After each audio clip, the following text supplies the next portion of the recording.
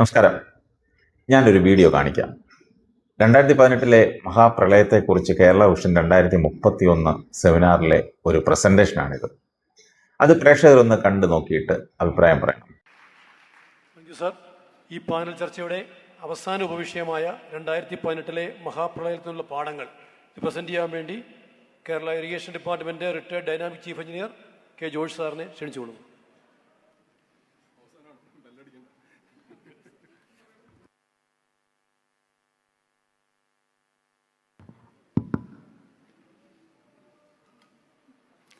പ്രിയപ്പെട്ട panel members, engineers, കുറേ മിടുക്കികളും മിടുക്കന്മാരുമായിട്ടുള്ള കുട്ടികൾ, നമ്മളിവിടെ പറയാൻ പോകുന്നത് 2018 യഥാർത്ഥത്തിൽ എന്താണ് സംഭവിച്ചത്. ഇനി അങ്ങനെ ഒരു വെള്ളപ്പൊക്കം വന്നാൽ നമ്മൾ പഠിച്ച പാഠങ്ങളിൽ നിന്ന് എന്താണ് കരുതി വെക്കേണ്ടത്. ഇതാണ് നമ്മുടെ ഈ ടോപ്പിക്. 12 സ്ലൈഡ് ഇതിലുണ്ട്. 12 സ്ലൈഡ് നമുക്ക് പൂർണ്ണമായിട്ട് പറയാനോ കാണിക്കാനോ പറ്റില്ല. ജസ്റ്റ് സ്ലൈഡ് പോകുന്നതിൻ്റെ ഒപ്പം തന്നെ നിങ്ങൾ വായിച്ചു പോകുക. 5 കാര്യങ്ങളായിരിക്കും മെയിനായിട്ട് പറയാൻ പോകുന്നത്. ഞാനിത് കുട്ടികളെ ഉദ്ദേശിച്ചിട്ടാണ് പറയുന്നത്. പ്രസന്റേഷൻ കംപ്ലീറ്റ് കുട്ടികളിലേക്ക് മാറ്റി ഓറിയന്റ് ചെയ്യാണ്. കാരണം 2018 വെള്ളപ്പൊക്കം എല്ലാവരും അനുഭവിച്ചിട്ടുണ്ടാവും അല്ലേ? നിങ്ങളുടെ വീടുകളിലേക്ക് വെള്ളം വന്നിട്ടുണ്ടാവും. 1-ാം നിലയിലേക്കും 2-ാം നിലയിലേക്കും നിങ്ങൾ കയറി പോയിട്ടുണ്ടാവും. കുറേ സാധനങ്ങൾ നശിച്ചു പോയിട്ടുണ്ടാവും.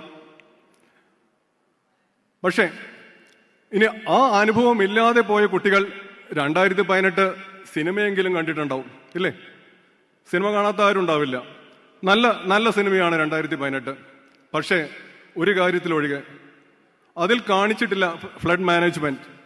ആ 3 ദിനരാത്രങ്ങളിൽ 2018 ഓഗസ്റ്റ് 15, 16, 17 ഇതിന്റെ പിന്നിൽ ഒരു ഗവൺമെന്റ് മിഷനറി ഉണ്ടായിരുന്നു. ഒരുപാട് ഉദ്യോഗസ്ഥന്മാരുണ്ടായിരുന്നു. ഒരു ജനസമൂഹം ഉണ്ടായിരുന്നു. കുട്ടികളുണ്ടായിരുന്നു. നമ്മളെല്ലാവരും കൂടി ഒത്തൊരുമിച്ച് പ്രവർത്തിച്ചിട്ടാണ് നമ്മൾ അതിൽ നിന്ന് കയറിപ്പോകുന്നത്. അത് കാണിക്കാൻ ഒരു സിനിമയ്ക്കും പറ്റില്ല. അതിന് 1000 കോടി ബഡ്ജറ്റ് മതിയാവില്ല. ഈ ബാക്ക്ഗ്രൗണ്ടിൽ നിന്ന് നമ്മൾ ഒരു അന്വേഷണം നടത്താണ്. അന്ന് നമ്മൾ കേട്ട ഏറ്റവും വലിയ പരാതി എന്തായിരുന്നു? എക്കോ ഉണ്ടെങ്കിൽ പറയണം കേട്ടോ. എനിക്കിവിടെ എക്കോ കേൾക്കുന്നുണ്ട്.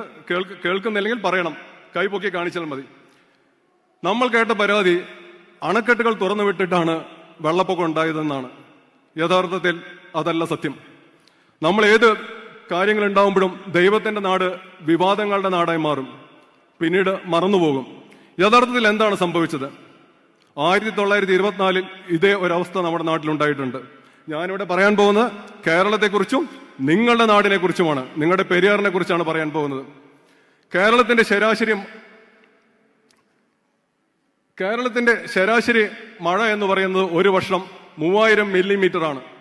ആ 3 ദിവസം കേരളത്തിലേക്ക് വന്നത് ശരാശരി 443 മില്ലിമീറ്റർ മഴയാണ്. കേരളത്തിലേക്ക് വന്നത് 443 മില്ലിമീറ്റർ മഴയാണ്. പെരിയാറിലേക്ക് എത്തിയത് 588 മില്ലിമീറ്റർ മഴയാണ്.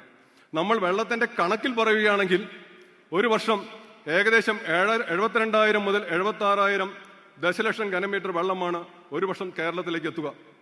ആ 3 ദിവസം കേരളത്തിലേക്ക് വന്നത് 14,000 അതിൽ 2,000 മില്യൺ മീറ്റർ ദശലക്ഷം ഘനമീറ്റർ താഴോട്ട് പോയി 12,000 ഒഴുകിപ്പോയി.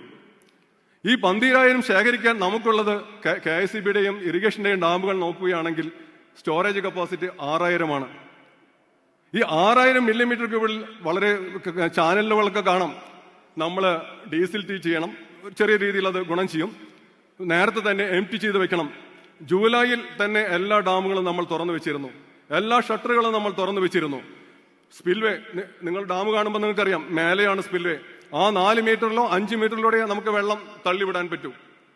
6,000 മില്യൺ മീറ്റർ ക്യൂബ് മാത്രം ഉള്ള വെള്ളത്തിന് നമുക്ക് പറ്റുന്നത് ഏകദേശം 600 ഫ്ലഡ് കുഷനാണ്. 600 മില്യൺ മീറ്റർ ക്യൂബ് ഫ്ലഡ് കുഷനാണ്. കേൾക്കുന്നുണ്ടല്ലോ. ഇനി നമ്മൾ പെരിയാറിലേക്ക് വരാം. അപ്പോൾ ആദ്യം തന്നെ നമ്മൾ അത് അംഗീകരിക്കുക, അതൊരു നാച്ചുറൽ കലാമിറ്റി ആയിരുന്നു. ഇനി പെരിയാറിൽ എന്ത് സംഭവിച്ചു? ഇവിടെ നമ്മൾ പറയാൻ പോകുന്ന സബ്ജക്റ്റ് പെരിയാറിൽ,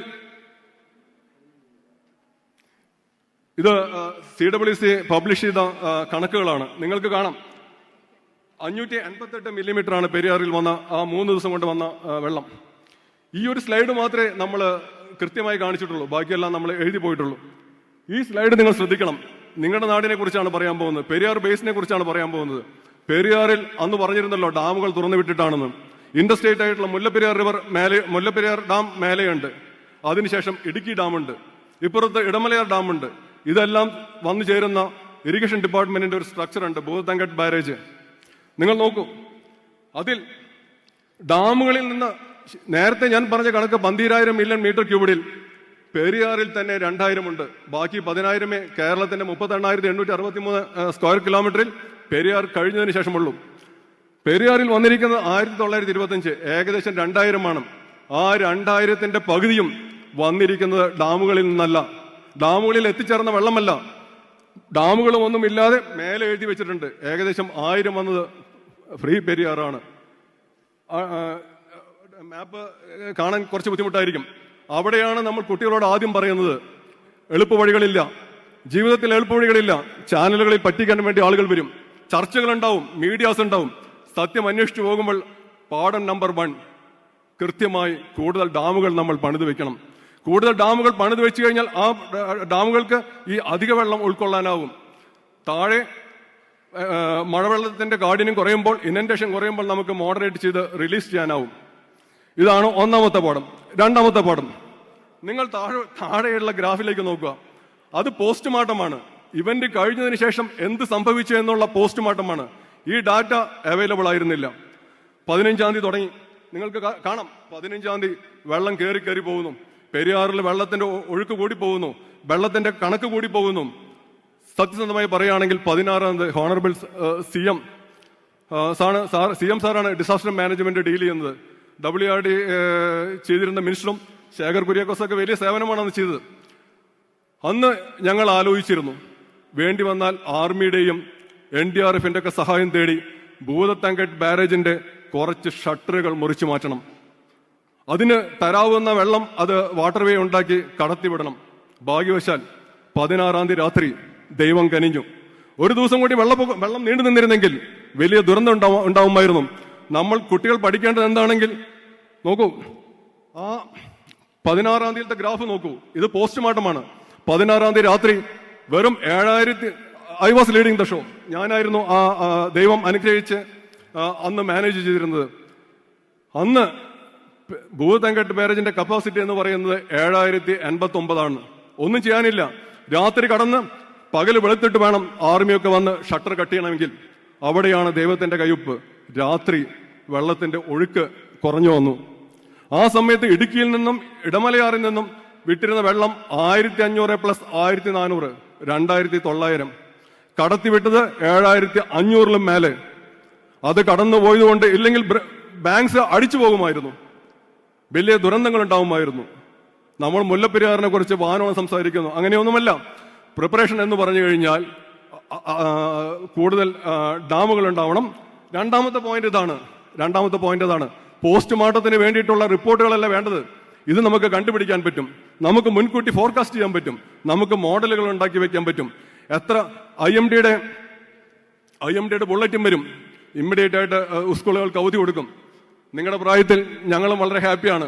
മഴ വരുന്നു, നമുക്ക് അവധി കിട്ടുന്നു. പക്ഷെ ഒരു ബുള്ളറ്റിനും പറയുന്നില്ല എത്ര മഴയാണ് വരാൻ പോകുന്നത്, എത്ര ക്വാണ്ടിറ്റിയാണ് പെയ്യാൻ പോകുന്നത്. ഇവിടെ നമ്മൾ പറയുന്നത് രണ്ടാമത്തെ സബ്ജക്റ്റ്, കൃത്യമായ റെയിൻഫാൾ ഫോർകാസ്റ്റ് മോഡൽസ് പോസിബിൾ ആണ്. പുഴയിലും റിസർവോയറുകളിലും എത്ര വെള്ളം കയറി വരും എന്നുള്ള കാര്യം പോസിബിൾ ആണ്. അതൊക്കെ നമ്മൾ മുൻകൂട്ടി വെച്ച് കഴിഞ്ഞാൽ നമുക്കറിയാം എത്രമാത്രം ഫ്ലഡ് ഇനന്റേഷൻ ഉണ്ടാവും, എത്ര നേരം നീണ്ടു നിൽക്കും. ടൗണിൽ കട്ടപ്പന ടൗണിൽ എത്ര നേരം വെള്ളപ്പൊക്കം ഉണ്ടാവും, എത്ര ഡെപ്തിലുണ്ടാവും, എത്ര സമയം നീണ്ടു നിൽക്കും. അങ്ങനെയുള്ള ഫോർകാസ്റ്റ് മോഡൽസ് ഉണ്ടാക്കാനുള്ള സാങ്കേതിക സംവിധാനങ്ങൾ അവൈലബിൾ ആയിട്ടുള്ള കാലമാണത്. ഓരോ ബേസിനും വേണ്ടി നമ്മളത് ഉണ്ടാക്കി വെക്കണം. അപ്പോൾ രണ്ടാമത്തെ പോയിന്റ്, ആദ്യം ഞാൻ പറഞ്ഞു കൂടുതൽ ഡാംസ് വേണം. രണ്ടാമത്തെ point forecast informed reservoir operation, integrated reservoir operation. നമ്മൾ പെരിയാറിൽ ഓപ്പറേറ്റ് ചെയ്തത് മുല്ലപ്പെരിയാറും ഇടുക്കിയും ഇടമലയാറും കൂട്ടിച്ചേർത്തിട്ടാണ് നമ്മൾ ഭൂതത്തങ്കട്ടിൽ ഓപ്പറേറ്റ് ചെയ്തത്. ഇതിനൊക്കെ വളരെ സാങ്കേതികമായിട്ട് പറ്റും. ഇനി കുറെ 2 സ്ലൈഡ് എൻ്റെ ഡിപ്പാർട്ട്മെന്റൽ എഞ്ചിനീയേഴ്സിന് വേണ്ടിയിട്ട്. ഇത് ഞാൻ ജനറൽ ആയിട്ടാണ് ഞാൻ പറഞ്ഞത്. നമ്മളന്ന് വെള്ളപ്പൊക്കം കഴിഞ്ഞു. ചരിത്രത്തിൽ ആദ്യമായിട്ട് 2019 നമ്മൾ ഡിപ്പാർട്ട്മെന്റിൽ നമ്മൾ കുറെ എമർജൻസി ആക്ഷൻ പ്ലാൻസ് ഉണ്ടാക്കി, നമ്മൾ ONM മാനുവൽ ഉണ്ടാക്കി. അറിയാമല്ലോ, ഇന്ന് 7 വർഷമായി. 7 വർഷത്തിൽ 7 മഴയുണ്ടായി. 7 മഴയിൽ 7 ഇൻഫർമേഷൻ ഉണ്ടായി. അന്ന് നമ്മൾ ഉണ്ടാക്കി വെച്ചത് സ്റ്റാറ്റിക് റൂൾ കർവാണ്. അതുവരെയുള്ള ഹിസ്റ്റോറിക്കൽ ഡീറ്റെയിൽസ് കളക്ട് ചെയ്ത് എത്ര മഴ വരുന്നു, എത്ര ഉപയോഗമുണ്ട്, എങ്ങനെയാണ് നമ്മൾ തുറന്നു വെക്കുന്നത് റൂൾ കർവ്. രണ്ടാമത്തെ കാര്യം, മഴ വന്നു കഴിഞ്ഞാൽ ചാനലിൽ വരും റൂൾ കർവ്. റൂൾ കർവ് കാലഹരണപ്പെട്ട ഒറ്റമൂലിയാണ്, ഒന്നും ചെയ്യാൻ പറ്റില്ല. 2019 സ്റ്റാറ്റിക് റൂൾ കർവ് ഉണ്ടാക്കി വെച്ചിട്ടുണ്ട്. ഞാൻ തന്നെയാണ് സൈൻ ചെയ്ത് വെച്ചിരിക്കുന്നത്. എല്ലാ ഡാമിനും ഉണ്ടാക്കി വെച്ചിട്ടുണ്ട് CWC സഹായത്തോടെ. നിങ്ങൾ അങ്ങനത്തെ മഴ പെയ്യുകയാണെങ്കിൽ, നിങ്ങളുടെ സാഹചര്യങ്ങൾ അങ്ങനെയാണെങ്കിൽ ആ റൂൾ കർവ് നിങ്ങൾക്ക് സഹായം ചെയ്യും. പക്ഷേ എന്താണ് സംഭവിക്കുന്നത്? നമ്മുടെ ഡാമിലെ വെള്ളത്തിന്റെ അളവ് വ്യത്യാസം ഉണ്ടാവും, ഡാമിലേക്ക് വരുന്ന ഇൻഫ്ലോ വ്യത്യാസം ഉണ്ടാവും, പെയ്യുന്ന മഴയുടെ കണക്കിന് വ്യത്യാസം ഉണ്ടാവും, താഴെ പെയ്യുന്ന മഴയുടെ കണക്കിന് വ്യത്യാസം ഉണ്ടാവും. ഇതെല്ലാം കൂട്ടിക്കെട്ടി നമ്മൾ ഡൈനാമിക് മാനേജ്മെന്റ് ആണ് വേണ്ടത്. അതാണ് മൂന്നാമത്തെ പോയിന്റ്. ഡാമിലേക്ക് മാത്രമല്ല നിങ്ങൾ നോക്കേണ്ടത്, മുകളിലേക്ക് നോക്കൂ, താഴേക്ക് നോക്കൂ. ഇതിനോട് ചേർത്ത് വെച്ചിരിക്കുന്ന പുഴ എന്ന് പറയുന്ന ബേസിനിൽ എന്തൊക്കെ സ്ട്രക്ചേഴ്സ് ഉണ്ടെന്ന് നോക്കൂ. ഇതെല്ലാം കൂടി കൂട്ടിക്കെട്ടി ഉള്ള ഒരു കാര്യമാണ്. അതാണ് നമ്മുടെ മൂന്നാമത്തെ പോയിന്റ്. CWC നമ്മൾ എമർജൻസി ആക്ഷൻ പ്ലാൻ, ഞാൻ വരാൻ കാരണം ഇതാണ് കേട്ടോ. ഞാൻ വരാൻ കാരണം 2018 ഞാൻ ചെന്നൈയിലാണ് ഇപ്പോൾ വർക്ക് ചെയ്യുന്നത്. തമിഴ്നാട് ഗവൺമെന്റിന്റെ ഒരു പ്രോജക്റ്റ് ഉണ്ട്, അതിന്റെ കൺസൾട്ടന്റ് സൈഡിൽ നിന്നാണ് വർക്ക് ചെയ്യുന്നത്. പെരിയാറിന്റെ മാത്രം വിസ്തൃതിയുള്ള ചെന്നൈ ബേസിൻ എന്ന് പറയുന്ന ബേസിനെ ഞാനിപ്പോൾ പറയുന്ന കാര്യങ്ങൾക്ക് മാത്രമായി, ഒരു സ്ട്രക്ചറിനുമല്ല, 130 കോടി രൂപയാണ് ചെലവാക്കുന്നത്. അപ്പൊ നിങ്ങൾക്ക് അതിന്റെ കാര്യങ്ങൾ മനസ്സിലാവും, അതിന്റെ ഗ്രാവിറ്റി മനസ്സിലാവും. നമ്മുടെ സെൻട്രൽ വാട്ടർ കമ്മീഷൻ നമ്മൾ എമർജൻസി ആക്ഷൻ പ്ലാനും ONM മാനുവലൊക്കെ ഉണ്ടാക്കിയതിന് ശേഷം അവരെ എല്ലാ ഡിസൈൻ ഫ്ലഡും റീവിസിറ്റ് ചെയ്തു. എല്ലാ ഡാമുകളുടെയും ഡിസൈൻ ഫ്ലഡ് റീവിസിറ്റ് ചെയ്തപ്പോൾ എന്ത് വന്നു? പുതിയ ക്ലൈമറ്റോളജി അനുസരിച്ച് ഓരോ ഡിസൈൻ ഫ്ലഡും 2 ഇരട്ടി 3 ഇരട്ടി, ചിലത് 4 ഇരട്ടിയായി. അത് നമ്മുടെ അടുത്തുണ്ട്. ഇനിയൊരു വെള്ളപ്പൊക്കം വരുമ്പോഴായിരിക്കും നമ്മളെല്ലാവരും അതിനെക്കുറിച്ച് വിമർശനം വരാം. അതുകൊണ്ട് പുതിയ ഡാമുകൾ ഉണ്ടാവുന്നതിനൊപ്പം തന്നെ നിലവിലുള്ള ഡാമുകളെ സംബന്ധിച്ച് ആ സ്പിൽവേ കപ്പാസിറ്റി റിനോവേറ്റ് ചെയ്യണം. അത് ജനങ്ങളുടെ രീതിയിലല്ല, ഡാം തകർന്നു പോകാതിരിക്കാൻ. ഒരു ഡാം തകർന്നാൽ ഭൂമുഖത്ത് ജില്ലകൾ ഉണ്ടാവില്ല, കേരളം ഉണ്ടാവില്ല. അപ്പൊ അതുകൊണ്ട് CWC റീവിസിറ്റ് ചെയ്ത ഡിസൈൻ ഫ്ലഡ് ഉണ്ട്. അതിന് വേണ്ടത് നമ്മൾ ചെയ്യേണ്ട കാര്യം എന്താണെങ്കിൽ സ്പിൽവേ റിനോവേറ്റ് ചെയ്യണം. രണ്ടാമത്തെ കാര്യം, സ്പിൽവേകൾ പലതും നമ്മൾ ക്രസ്റ്റ് ലെവൽ താഴ്ത്തി കൊണ്ടുവരണം. കാരണം ഇപ്പൊ സംഭവിക്കുന്ന എന്താണ്? ആ മേലെ 4 മീറ്ററോ 6 മീറ്ററോ എത്തിക്കൽ മാത്രമേ വെള്ളം പുറത്തോട്ട് തള്ളാൻ പറ്റൂ. നിങ്ങൾക്ക് നേരത്തെ എംപ്റ്റി ചെയ്ത് തുടങ്ങിയാലേ നിങ്ങൾക്ക് വെള്ളപ്പൊക്കം വരുമ്പോൾ മോഡറേറ്റ് ചെയ്യാൻ പറ്റൂ.